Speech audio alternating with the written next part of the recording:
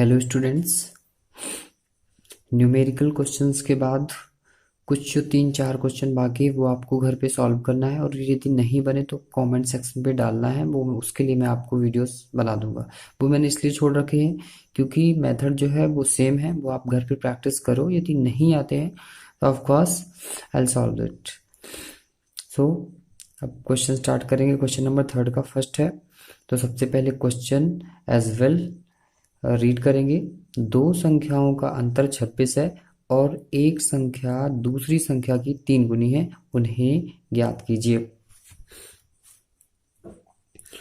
तो जो संख्याएं हमें पता नहीं है उनको हमने मान लिया, माना पहली संख्या x है, दूसरी संख्या y है।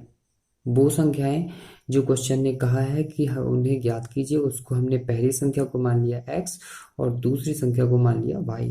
हमने दो संख्याएं क्यों ली? क्योंकि क्वेश्चन में लिखा हुआ है कि माना मतलब पहली संख्या दूसरी संख्या की 3 गुनी है, इस तरह से। तो इसलिए हमने मान लिया कि इस पे दो संख्याएं हैं, दोनों अलग अलग संख्याएं हैं, इसलिए माना पहली संख्या x और दूसरी संख्या y। फिर प्रश्न ने कहा है कि इन दोनों संख्याओं का जो अंतर है, इन दोनों संख्याओं का अंतर है वो 26। अंतर क्या होता है फ्रेंड्स? अंतर होता है माइनस। तो हमने क्या किया, पहली संख्या यानी कि ये माइनस दूसरी संख्या यानी x माइनस वाई बराबर 26 ले लिया, इसको समीकरण 1 नाम दे दिया और इसको यहाँ पे स्टॉप किया। फिर हमने लिखा पुनः प्रश्नानुसार। इसका मतलब ये है कि प्रश्न में फिर से लिखा हुआ था,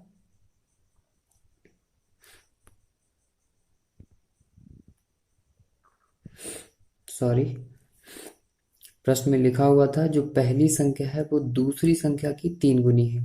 तो पहली संख्या क्या हमने मानी है? x और दूसरी संख्या मानी है y। तो क्वेश्चन ने कहा था पहली संख्या दूसरी संख्या की 3 गुनी है। किसी संख्या का कितने भी गुना होना उस संख्या से गुणा करना है। यदि यहाँ पे 5 गुना होता तो हम 5y लिखते, 6 गुना होता तो 6y। जो कि क्वेश्चन पे लिखा हुआ है 3 गुना, इसलिए हमने लिख दिया 3 गुणे y यानी कि 3y। इसको समीकरण 2 नाम दे दिया और इसको यहाँ पे लॉक कर दिया। इसके बाद x का मान समीकरण 1 में रखने पर, अब ये बहुत इजी प्रोसेस है, तो समीकरण 1 में रखना है, उसके लिए समीकरण 1 को नोट डाउन करना पड़ेगा। समीकरण 1 था x minus Y is equal to 26। तो x के प्लेस पे ये जो वैल्यू है x की, जैसा कि हमने यहाँ पे लिखा कि x का मान ही समीकरण 1 में रखना है। x का मान यहाँ पे 3y, तो x की जगह रख दिया 3y minus Y is equal to 26।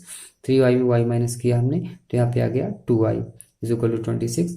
अब यहाँ पे y is equal to 26 upon 2 का डिवाइड 26 से किया तो 13 आ गया। तो यहाँ पे y की वैल्यू 13।